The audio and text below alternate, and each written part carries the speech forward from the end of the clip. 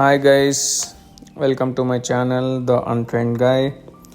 ఈరోజు మనం కోకోనట్ బర్ఫీ ఎలా చేయాలో చూద్దాం.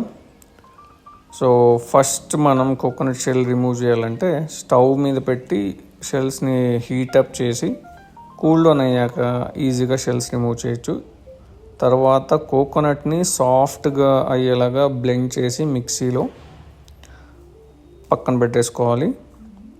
నెక్స్ట్ స్టెప్ వచ్చేసి నేను డ్రై ఫ్రూట్స్ తీసుకున్నా, క్యాష్యూ అండ్ బాదం, నాకు ఇష్టమైన డ్రై ఫ్రూట్స్. అవి చిన్న చిన్న పీసెస్గా కట్ చేసి and then seeds, pumpkin seeds, sunflower seeds cut చేసి పెట్టుకున్నా. మీకు ఏ సీడ్స్ ఇష్టమవుతాయో ఆ సీడ్స్ కట్ చేసి పెట్టుకోవచ్చు, అవి యూజ్ చేయొచ్చు.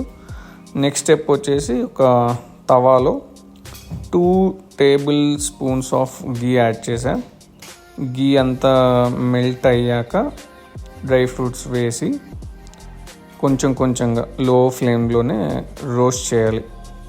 ఎందుకంటే కొంచెం హై ఫ్లేమ్లో పెట్టేస్తే బర్న్ అయిపోతాయి కాబట్టి మినిమం ఫ్లేమ్లో బ్రౌన్ అయ్యేంత వరకు మెల్లిగా ఒక 2 minutes ఆర్ 3 minutesగా రోస్ట్ చేసుకున్నాను. దాని తర్వాత మనం గ్రేటెడ్ కోకోనట్ని సేమ్ అదే తవాలోనే వేసి గోల్డెన్ బ్రౌన్ కలర్ వచ్చేంత వరకు కోకోనట్ కూడా రోస్ట్ చేసి ప్లేట్లో పక్కన పెట్టేసా.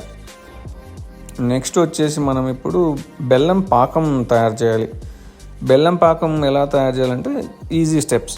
ఒక 2 spoons ఆఫ్ జాగరీ పౌడర్ కానీ మీరు సాలిడ్ జాగరీ కానీ వేసుకొని కొంచెం వాటర్ యాడ్ చేసి సేమ్ మీడియం ఫ్లేమ్లో కన్సిస్టెన్సీ వచ్చేంత వరకు బెల్లం పాకం దాన్ని కొంచెం అట్లాగే మెల్ట్ అయ్యేంత వరకు హీటప్ చేయాలి. కొంచెం ఎక్కువ కన్సిస్టెన్సీ వచ్చేలాగా చూసుకోండి, ఎందుకంటే మనకి లాస్ట్లో అది బర్ఫీ లాగా అవ్వాలి కాబట్టి థిక్నెస్ ఎక్కువ ఉండేలాగా అయ్యాక నేను ఆ మిక్స్చర్ అంతా తవాక యాడ్ చేసేసాను. ఒక 2 minutes అట్లే ఫ్లేమ్ మీదనే మిక్స్ చేసేసి తర్వాత మనకి ఫ్రేగ్రెన్స్ కోసం కార్డమమ్ని షెల్స్ అంతా తీసేసి ఫైన్ పౌడర్ లాగా చేసా. ఎందుకంటే ఫ్రేగ్రెన్స్ టేస్ట్ ఎన్హాన్స్ అవుతుంది కార్డమమ్ వల్ల. అందుకని మొత్తం ఎంత వీలైనంత పౌడర్ చేసి ఆ మిక్స్చర్కి యాడ్ చేసేసా లో ఫ్లేమ్లోనే పెట్టేసి. తర్వాత మొత్తం ఆ మిక్స్చర్ బెల్లం పాకం అంతా మిక్స్ అయ్యేలాగా ఒక 2-3 minutes మిక్స్ చేస్తూ ఉండాలి.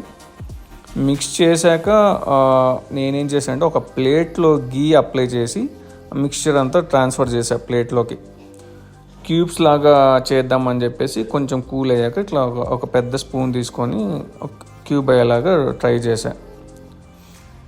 సో ఒక 5 minutes కానీ 10 minutes కానీ కూల్ డౌన్ అయితే క్యూబ్స్ ఫామ్ అయిపోతాయి. నేను చేసిన మిస్టేక్ ఏంటంటే మనకు బెల్లం పాకం చేసేప్పుడు కొంచెం ఎక్కువ వాటర్ వేసా కాబట్టి అది క్యూబ్ అవ్వలేదు. సో మీరు అయితే కొంచెం తక్కువ వాటర్లో బెల్లం పాకం అయ్యేలాగా చూస్తే వస్తుంది. టేస్ట్ అయితే చాలా బాగా వచ్చింది, ట్రై చేయండి. Thank you guys.